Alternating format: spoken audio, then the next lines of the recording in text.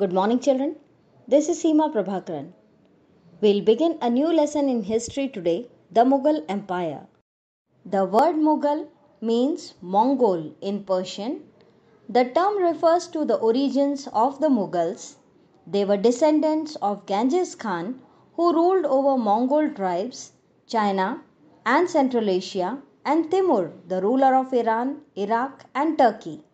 They invaded the subcontinent under the leadership of Babur and managed to establish their rule on account of the political situation prevailing in the country at that time. There was no strong ruler at the center of power to turn them away from India. The Mughals had heard a lot about India's huge wealth. They wanted to plunder it. They made frequent attacks on India and continuously harassed the Delhi Sultans.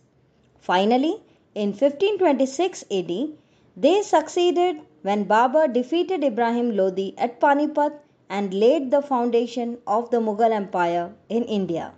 Babur Babur was the first Mughal emperor of India. His father, a descendant of Timur, ruled over Fargana, a small province in Central Asia. His mother was a descendant of Genghis Khan. Towards the end of 15th century AD, he succeeded to the throne of Fargana. He was only 12 at that time. Babur's initial invasions into India met with little success, but things changed in AD 1526 during the rule of last Delhi Sultan Ibrahim Lodi. Ibrahim Lodi's rule was marked by a number of rebellions. He was also involved in a conflict with the ruler of Mewar, Rana Sanga, for control over Rajasthan.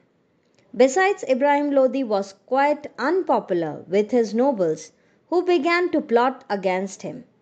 Finally, one of Ibrahim's nobles, Daulat Khan Lodi, who was the governor of Punjab and Rana Sanga, invited Babur to invade India and help them overthrow Ibrahim Lodi. The First Battle of Panipat. The forces of Ibrahim Lodi and Babur met in Panipat in 1526 AD. The Sultan's large army proved no match for the smaller but better organized forces of Babur. Babur's army also had more advanced weapons, including artillery and firearms, with which Lodi's forces were unfamiliar. This, combined with a strong cavalry, helped Babur crush Ibrahim Lodi in the First Battle of Panipat. The First Battle of Panipat is considered historic as it ended the rule of Delhi Sultans and brought Delhi and Agra under Babur's control. It also made Babur quite rich. He seized considerable wealth from Lodi's possessions in Agra. The Battle of Kanwa, 1527 AD. Although Rana Sanga and Daulat Khan Lodi had invited Babur to invade India, they had mistakenly believed conquest was not his aim.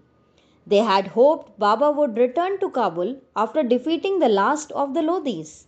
However, their calculations proved wrong. Babur decided to stay back in India and established his rule. This angered Rana Sanga, who decided to overthrow Babur. Rana Sanga managed to unite many Rajput leaders and challenged Babur in Kanwa near Fatehpur Sikri. Although Rana Sanga and his forces fought bravely, they were defeated and the ruler of Mewar died months later. That's all for today's class. Thank you and have a nice day.